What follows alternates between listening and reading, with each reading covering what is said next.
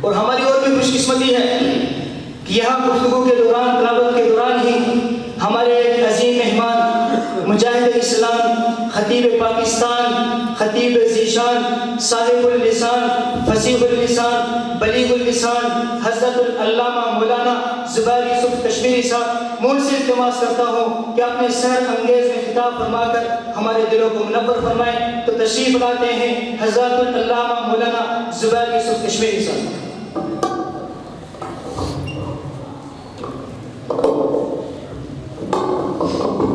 السلام علیکم ورحمۃ اللہ وبرکاتہ۔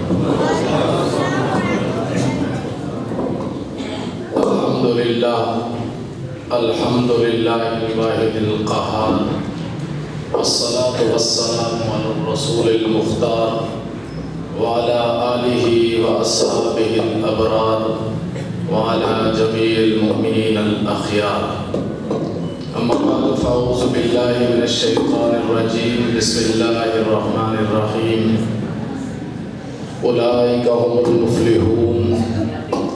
قال النبی صلی اللہ علیہ وسلم، اللہم اجعلہ ہادیا مادیا واہد بہ، او کما قال علیہ الصلاة والسلام۔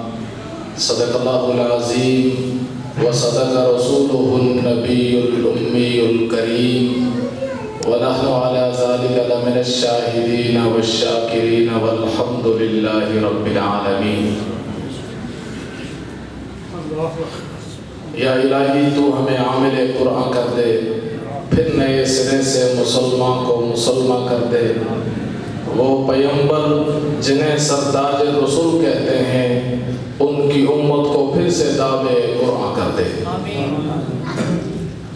جا زندگی مدینے سے تو جھونکے ہوا کے لا، شاید حضور ہم سے خفا ہے منا کے لا، اور ٹکڑوں میں بٹ گئی ہے پھر امت رسول کی، بو بکر سے آئینہ صدق و وفا کے لا، اور باطل سے دب رہی ہے پھر امت رسول کی، ملا عمر سے پیمانہ غیرت وفا کے لا۔ میرے واجب الاحترام سامعین کرام، ارباب المدانش، مجھے وقت تو کہا نہیں گیا، کوشش کروں گا 20-25 منٹ میں ہی آپ کی جان خلاصی کروں۔ میرے واجب الاحترام ساتھیوں، میں نے آیت آپ کے سامنے پڑھی، اولئک هم المفلحون۔ اللہ رب العزت فرماتے ہیں یہ سب کے سب کامیاب ہیں۔ دوسری جگہ فرمایا والسابقون الاولون من المہاجرین والانصار۔ فتح مکہ سے پہلے اور فتح مکہ کے بعد جتنے صحابہ اکرام ہیں، خلاق عالم نے سب کا ذکر کر کے فرمایا رضی اللہ عنہم ورضوا عنہ، میں سب سے راضی اور سب مجھ سے راضی۔ سلام پیش کرتا ہوں آپ کی انتظامیہ کو کہ جنہوں نے خوبصورت عنوان دیا ہے، جب آپ صحابہ کی تاریخ، جب آپ صحابہ کی تعریف، صحابہ کے قصے تاریخ میں ڈھونڈنے لگیں گے، قرآن و احادیث کو چھوڑ دیں گے، تو پھر تاریخ کے چیتھڑے آپ کو متنازعات میں لے جائیں گے۔ جب بھی آپ کے سامنے کوئی ایسا فقرہ آتا ہے، کوئی ایسی بات آتی ہے، آپ کہیں تاریخ کو پیچھے چھوڑو، میں قرآن و حدیث میں پہلے دیکھوں گا اس صحابی کا کیا ذکر ہے۔ جب رب نے کہہ دیا رضی اللہ عنہ ورضوا عنہ، تو پھر آپ ان میں کون ہوتے ہیں؟ ہم کون ہوتے ہیں فیصلہ کرنے والے؟ کون بدبخت یہ کہہ سکتا ہے، لکھ سکتا ہے، بول سکتا ہے کہ حضرت علی رضی اللہ تعالیٰ عنہ کی فضیلت کم ہے اور حضرت معاویہ کی زیادہ ہے؟ کون کہہ سکتا ہے؟ اللہ نے مراتب بتا دیے ہیں، اللہ کے نبی نے خود سمجھا دیے ہیں، لیکن یاد رکھیے گا یزید کی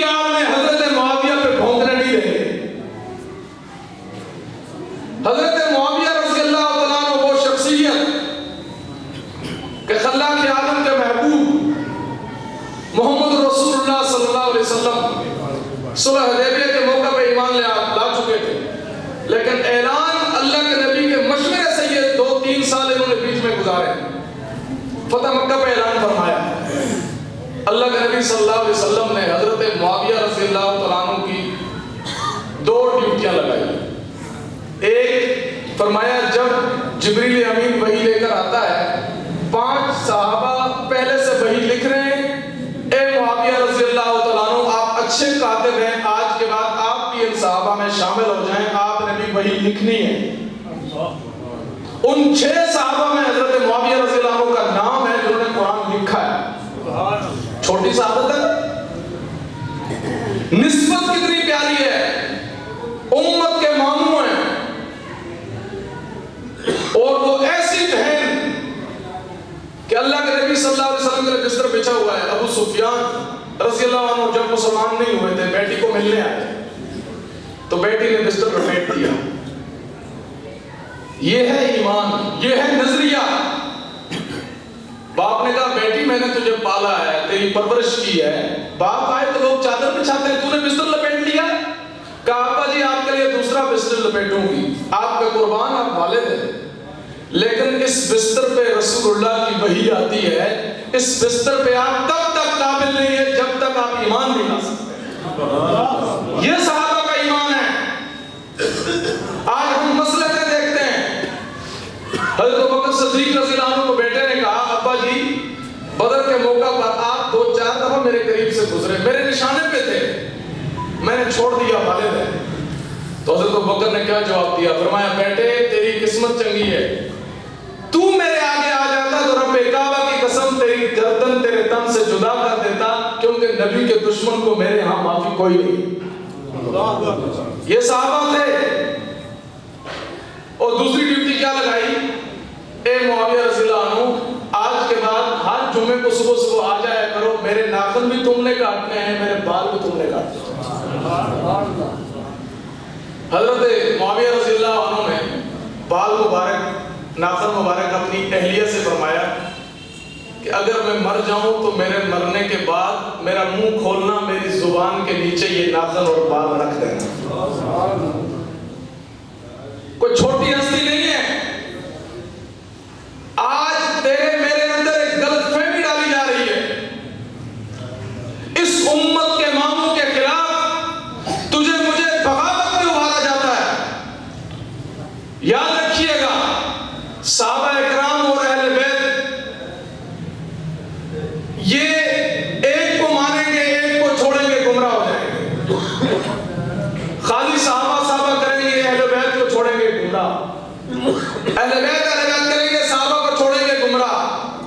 سارے ایمان کا حصہ ہیں، اور آپ کے ایمان کا پتہ تب چلے گا جب آپ میں، آپ کے خاندان میں نام صحابہ کا بھی ہو، صحابیات کا بھی ہو، اہل بیت کا بھی ہو۔ یہ تو بدبختی ہے، تو چند کے نام رکھے اور اپنی کتابوں میں یہ لکھے ارتد الناس بعد النبی الا ثلاث، کہ سوائے 2-3 کے نعوذ باللہ نبی کے بعد سارے مرتد ہو گئے۔ ایسے نہیں ہوگا۔ حضرت علی مجاہد ہے، تجھے مجاہد بننا پڑے گا۔ حضرت علی تقوی کا پہاڑ ہے، تجھے تقوی اختیار کرنا پڑے گا۔ حضرت علی داڑھی والے ہیں، تجھے پوری داڑھی رکھنی پڑے گی۔ حضرت علی زکات دیتا ہے، تجھے زکات دینی پڑے گی۔ حضرت علی حج میں لوگوں کو سدو پلاتا ہے، تجھے سدو پلانا پڑے گا۔ اے تیرا تو علی سے واسطہ کوئی نہیں ہے، تو وارث علی جھوٹا بنا ہوا ہے، کچی پنسلیں لکھوا کر اپنے آپ کو کہتا ہے میں وارث علی ہوں۔ علی تو مجاہد تھا، تو جہاد سے کتراتا ہے۔ علی تو زکات دیتا تھا، تو زکات سے ڈرتا ہے۔ علی کی داڑھی تھی، تیرا پیشوا داڑھی کٹوا کر کے مخنث بنا پھرتا ہے۔ علی مجاہد تھا، تو مجاہد نہیں ہے۔ علی حج کرتا تھا، تو حج کے موقع پہ جا کے 1979 میں فساد پھیلاتا ہے۔ تیرا علی سے کوئی تعلق نہیں ہے۔ علی کا تعلق اس کا ہوگا جو 5 وقت کا نمازی ہوگا، جو نمازیں نہیں کٹائے گا، جو داڑھی نہیں کٹائے گا، جو زکات دے گا، جو جہاد کرے گا، جو نمازیں پڑھے گا، اس کا علی سے تعلق ہے۔ ورنہ سنی ہو یا کوئی اور ہو، جو علی کے نقش قدم پہ نہیں چلے گا، اس کو علی سے کوئی تعلق نہیں ہے۔ اور حضرت معاویہ رضی اللہ تعالیٰ عنہ اتنی بڑی شخصیت، اللہ کے نبی مجلس میں بیٹھے ہوئے، غسان کا شہزادہ، بیٹھو بیٹھو، میں ان خطیبوں میں سے نہیں ہوں جھوم کے گھوم کے سوانا لگے ہیں، اتنا ٹائم نہیں ہوگا، مختصر بات۔ حضرت معاویہ رضی اللہ تعالیٰ عنہ بیٹھے ہوئے ہیں، اللہ کے نبی صلی اللہ علیہ وسلم کے پاس غسان کا ایک شہزادہ آیا، یہودی تھا۔ اس نے کہا یا رسول اللہ صلی اللہ علیہ وسلم میں آپ کو کچھ ہدیہ، کچھ گفٹ دینا چاہتا ہوں۔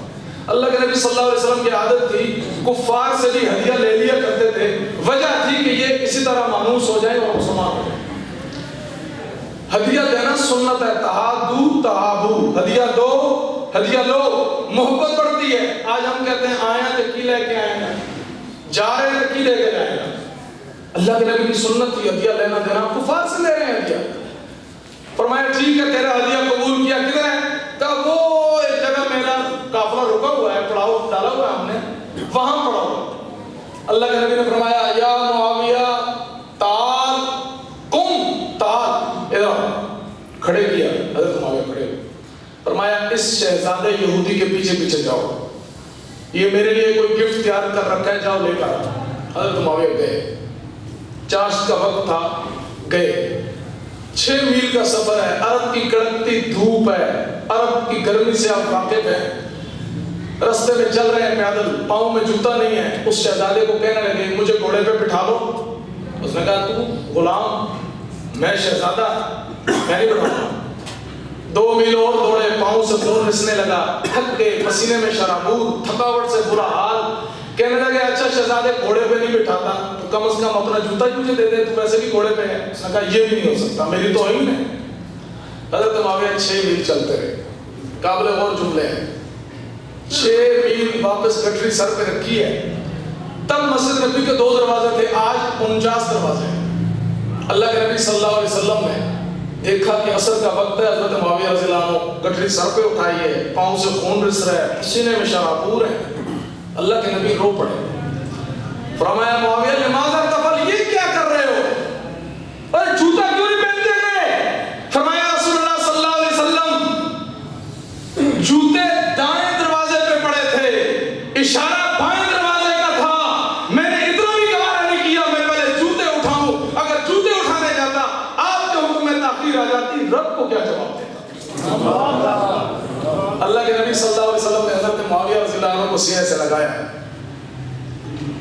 اور لگا کے کہنے لگے، امام بخاری امام جامع ترمذی نے لکھا ہے صلی اللہ علیہ وسلم نے حضرت معاویہ رضی اللہ عنہ کو سینے سے لگایا، فرمایا اے معاویہ تو نے تو قربانی کی اطاعت کی ساری حدیں عبور کر لی ہیں، معاویہ اب تجھے اللہ تیرے ہاتھوں کے ذریعے لوگوں کو ہدایت دے گا، تجھے مہدی بنائے گا، تجھے ہادی بنائے گا، تیرے ذریعے سے لوگوں کو ہدایت ملے گی۔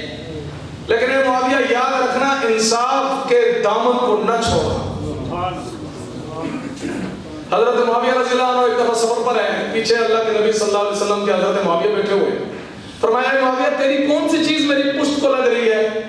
تاریخ الکبیر میں لکھا گیا جلد 8، فرمایا کہ یا رسول اللہ صلی اللہ علیہ وسلم میری پیٹ اور سینہ آپ کے کمر سے لگ رہا ہے۔ فرمایا یا اللہ حضرت معاویہ کے سینے کو علم اور حلم سے بھر دے۔ یہ دعائیں کی، 39 سال گزرے، حضرت معاویہ 39 سال گورنر رہے، آدھی دنیا سے زائد حکومت کی ہے۔ ایک انگریز لکھتا ہے وہ آدھی دنیا کا حکمراں تھا، وہ حکمراں بھی مگر کہاں تھا، ببھرتی موجوں پہ حق پرستوں کی سادہ کشتی کا بادباں تھا، بڑے بڑوں کو گرانے والا، گرے ہوئوں کو اٹھانے والا، وہ رہبروں کا تھا نیک رہبر، وہ پاسبانوں کا پاسباں تھا۔ ارے نا نا نا، حسن سے پوچھو، علی سے پوچھو، تم اس کے بارے نبی سے پوچھو، اندھیری شب میں چراغ بن کر وہ ساری دنیا میں ذوق شام۔ حضرت معاویہ رضی اللہ تعالیٰ عنہ 39 سال گزرے، اللہ کے نبی کی نصیحت کو یاد رکھا، انصاف کروں گا انصاف کروں گا، آدھی دنیا کے فتح بنے، غسان بھی فتح ہو جاتا ہے۔ یہی شہزادہ جو 39 سال پہلے جس نے حضرت معاویہ کو 6 میل دوڑایا تھا، یہ غسان کا علاقہ فتح ہو جاتا ہے، اسے قیدی بنا کے لایا جاتا ہے، 300 لوگ اور گرفتار ہوتے ہیں۔ حضرت معاویہ نے پہچان لیا، کہا اسے ایک کلاس میں رکھ دیا جائے، یہ جیلوں میں ہوتی ہے نا A class B class C class. A class ہوتی ہے بلاول بھٹو کے لیے, ایان کے لیے, عمران خان کے لیے, مریم نواز کے لیے. ساڑھے جیسے مولوی وہاں سے C کلاس, کھٹمل والے کمبل. تو A کلاس میں رکھا گیا, اس کو A کلاس میں رکھا. 2-3 دن بڑے اچھے ان کو ڈشیں پیش کی گئی. اس غسان کے شہزادے نے کہا میں 88-80 سال کا بندہ ہوں, یہ کیا ہے میرے ساتھ اتنا اچھا برتاؤ کیوں کرتے ہو؟ کہا ہمارے امیر نے, ہمارے خلیفہ نے حکم کیا ہے. کہا کیوں کر رہا ہے؟ کہا یہ سامنے نہیں پتا ہونا کیا ان کے ساتھ انصاف کرنا ہے, اچھا کھانا دو, ان کی ٹیل کرو. 6 سے 8 دن بعد حکم جاری ہوا, اس کو 300 بندوں سمیت رہا کر دیا جائے. غسان کے شہزادے نے کہا میں نہیں جانا, میں نے پہلے اپنے امیر خلیفے حضرت معاویہ رضی اللہ عنہ ملواؤ. اس کو پتا تھا خلیفہ معاویہ ہے رضی اللہ عنہ, لیکن یہ پتا نہیں تھا تب زمانے میں 8-9 معاویہ نامی صحابہ تھے. اس نے کہا پتہ نہیں کون ہوگا. خیر حضرت معاویہ رضی اللہ عنہ سے اس نے جب ضد کی میں نے ملنا ہے تو رہائی سے پہلے ملوایا گیا. اس نے کہا مجھے کیوں رہا کر رہے ہو؟ فرمایا جاؤ, رہا کر دیا. نہیں مجھے بتاؤ معاویہ میں نہیں جاؤں گا, پہلے بتاؤ راز کیا ہے. فرمایا راز ہے تو پھر سنو, میں وہی ہوں جیسے تم نے آج سے 38 سال پہلے 6 میل دور عرب کی کڑکتی دھوپ میں دوڑایا تھا. کیوں اچھا انصاف کر رہے ہو میرے ساتھ؟ کہا میرے نبی نے کہا تھا اے معاویہ تجھے اللہ حکومت دے گا, انصاف کر. اس نے کہا معاویہ اب مجھے جانے کہاں دے رہے ہو؟ انسان کا اندر ایک دل انجن ہوتا ہے, وہ دل تیرے قدموں میں دھڑک رہا ہے. درد مندوں سے نہ پوچھ, وہ دل تیرے قدموں میں دھڑک رہا ہے. نشہ پلا کے گرانا تو سب کو آتا ہے, مزہ تو تب ہے کہ گردوں کو تھام لے ساتھی. ہاتھ آگے بڑھاؤ معاویہ, مجھے کلمہ پڑھا کے مسلمان کرو. یہ تھے ہمارے صحابہ. اور آج حضرت معاویہ رضی اللہ تعالی عنہ کہ فتح شدہ علاقے جو ہے نا, آج بھی افغانستان, یہ آپ کے پشاور تک اسلام پہنچا ہے. 8 قبریں پشاور میں موجود ہیں, کابل میں 72 قبریں موجود ہیں. اور یہ کہاں کہاں تک اسلام پہنچا, یہ حضرت معاویہ رضی اللہ عنہ کے توفیق پہنچا ہے. تو میرے ساتھیو, حضرت معاویہ رضی اللہ عنہ, حضرت علی رضی اللہ تعالی عنہ, ان صحابہ اکرام کی فتوحات کی برکت سے اللہ نے یہ دین ہمیں دیا ہے. تو ہمیں صحابہ کے نقش قدم پہ چلنا ہوگا. صحابہ اکرام رضوان اللہ تعالی علیہ اجمعین مجاہد تھے. ہم کیا ہیں؟ ہم تو مجاور ہیں. ہم نے کیا کیا ہے؟ صحابہ نے قربانیاں دی ہیں, دین ہم تک پہنچا ہے. حضرت سمیہ کے ٹکڑے کر دیے گئے, زنیرہ کی آنکھیں نکال دی گئی, لبیدہ کی چمڑی ادھیڑ دی گئی, خبیب کو دہتے ہوئے انگاروں پہ لٹایا گیا, بلال کو تپتی ہوئی ریت کی نظر کر دیا گیا, ابو بقیہ کی پسلیاں توڑ دی گئی, ابو بکر کو بیہوش کر دیا گیا. اسلام وہ شجر نہیں جس نے پانی سے غذا پائی, دیا خون صحابہ نے تو تب اس میں بہار آئی. آج ہم کیا کر رہے ہیں؟ ہم نے صحابہ اکرام کے نقش قدم پہ کہاں تک ہم نے عمل کیا؟ کیا ہم صرف نعرہ ہے با صحابہ با؟ صحابہ اکرام عملی کیا کرتے؟ تبھی قرآن نے کہا اولئک هم المفلحون. وہ دیکھیں صحابہ کے نقش قدم پہ چلتے ہوئے یہ ہمارے پڑوس کے شہزادوں نے صحابہ کے طرز پر اسلامی حکومت کی ایک جھلک دنیا کو دکھا دی ہے اور دنیا کو بتایا ہے. اور آج ان ملاؤں کا پاؤں دنیا کی دم پہ آیا کھڑا ہے, اور دنیا کا آخری بر اعظم انٹارکٹیکا کا کافر بھی ملا عمر کے نام سے لرزہ بر اندام ہے. کیوں؟ وہ صحابہ کے نقش قدم پہ حقیقی معنوں میں چلتا ہے. وہاں کا چیف جسٹس کا کیا حال ہے؟ میں وہاں کے چیف جسٹس وزیر انصاف کو ملا ہوں. انصاف کا ایک قصہ آپ کو سناؤں. ساڈا چیف جسٹس کہتا ہے پہلے تو ڈیم نے نام پیسے جمع کیتے, پھر کہتا ہے میرا ڈیم میری مرضی. ہم ریٹائرڈ ہوتے ہیں تو جزیرے خریدتے ہیں. وہاں کے چیف جسٹس کا ایک قصہ آپ کو سناؤں. 7:50 ہوئے اور فرمانے لگے کہ مفتی صاحب میری عدالت کا ٹائم ہونے لگا ہے, میں عدالت پہنچنا ہوں. کیوں بھائی؟ کہا میں نے 3 دن پہلے ایک قانون پاس کیا ہے جو 10 منٹ لیٹ ہوگا ڈیوٹی سے 1 مہینے کی تنخواہ کٹے گی. جو 3 دن لگاتار بغیر بتائے آئے گا وزارت سے بھی جائے گا, ڈیوٹی اور سرکاری نوکری سے بھی جائے گا. تو اس لیے میں 10 منٹ پہلے عدالت میں جا کے پہنچوں گا. جب دسترخوان لگا تو ہمارے ساتھ ایک کروڑپتی دوست بیٹھا ہوا تھا. اس نے کہا مفتی صاحب 2 دن دیسی کسی ہوٹل میں چلے ہیں, آج تک مزہ آئے گا. اب چیف جسٹس کے ساتھ کھانا کھائیں گے, 3-4 وزیر بھی بیٹھے ہوں گے, دم کوفت ہوگا, بکرے دے پیٹے چور ہوں گے, پتہ نہیں کیا کیا ڈشیں ہوں گی. اللہ کی قسم جب دسترخوان لگا تو مدینے کی طرح یوں سفرہ بچھا, ایک بندہ اتنی بڑی ڈش سی لے کر آیا چھاپڑی ٹائپ, اس نے ہری مرچیں اتاری اور یوں پھینک دی دسترخوان پہ. سب نے 3-4 مرچیں اپنی طرف کھینچی, ایک لیمبو کاٹ کے رکھا گیا, مگا ایک رکھا گیا لسی کے لیے, اور شلجم اور آلو مکس تھے. اللہ کی قسم اس کے علاوہ دسترخوان پہ کچھ نہیں. یہ 4 وزیر بلدیات, وزیر خارجہ, 3-4 وزیر اور ایک چیف جسٹس کا دسترخوان لگا ہوا ہے. انصاف آئے گا کہ نہیں آئے گا؟ اور تو اور میں کیا کر رہے ہیں؟ تیرے میرے ہاں کیا ہو رہا ہے؟ یہ جمہوریت نظام ہی ایسا ہے, حکم الناس للناس علی الناس, by the people for the people to the people. جمہوریت نام اسی چیز کا ہے. خلافت توڑی اسی لیے گئی تھی, خلافت عثمانیہ پائی 100 سال ہو گیا ٹوٹے ہوئے, توڑی اسی لیے گئی تھی کہ برما میں ظلم ہو تو تو اور میں یہاں تڑپیں, بنگلہ دیش میں ظلم ہو تو اور میں یہاں تڑپیں. انہوں نے خلافت کو توڑا اسی لیے تجھے مجھے دکانوں میں مکانوں میں چھوٹی چھوٹی ڈبیوں کے ملک بنا کے ہمیں دیے گئے. ہم دکانوں میں بٹ کر کے رہ گئے. آج برمی چلتا ہے تو مرے میں تو بچے ہیں, ترکی میں کچھ ہو جائے تو میں تو بچا ہوا ہوں. اس جمہوریت کے نظام کو لایا اس لیے گیا تھا کہ عوام کی حکومت, عوام کے لیے, عوام پر. کیا مطلب؟ 10 افیمی چرسی شرابی زانی بیٹھے ہوئے ہیں, اور ایک عالم بیٹھا ہوا ہے, ایک ڈاکٹر بیٹھا ہے, ایک پڑھا لکھا جینیس ترین عالم بندہ بیٹھا ہوا ہے. یہ 3 لوگ ایک طرف, 10 نشائی ایک طرف. تو جمہوریت میں گنتی کی جاتی ہے. یہ 3 جینیس ترین لوگ کچھ نہیں کر سکتے, زیادہ سے زیادہ اپوزیشن میں آئیں گے, نعرے لگائیں گے, ڈیکس بجائیں گے. اور یہ 10 افیمی چرسی پاگل جاہل, ان کی گنتی زیادہ ہے, حکومت یہ کریں گے پھر جو مرضی نافذ کرتے ہیں. اسلام شرائی بچوں کو اگر بٹھائے گا, سارا سنجیدہ گفتگو خراب ہوتی ہے.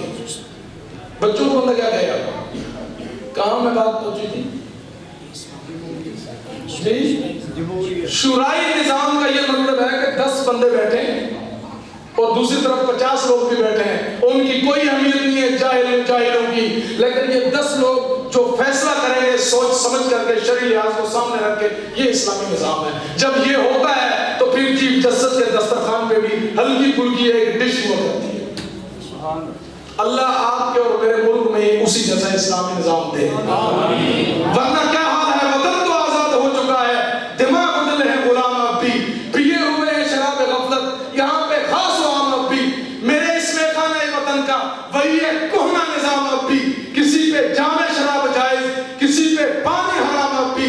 تیرا یہ نعرہ غلط ہے ساتھی, بدل چکا ہے نظام محفل, وہی شکستہ سی بوتلیں ہیں, وہی ہے ٹوٹا سا جام اب بھی. اور یہ وطن کی بہتری ہے, تن من حرک لگا دو, دنیا کے بے قصوں کو پیغام حق سنا دو. روٹی تو شے نہیں کچھ, یہ غریب کو ہے دھوکا, وہ عالم کی حکومت اس کی ہوا چلا دو. سرمایہ دار کا تو بس سیدھا علاج ایک ہے, ہلکے غریب کے سب ان سے الگ ہٹا دو.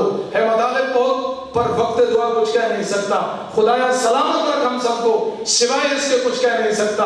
اب جس کے جی میں آئے وہ پائے روشنی, میں نے تو دل جلا کر سریام رکھ دیا. وآخر دعوانا الحمدللہ.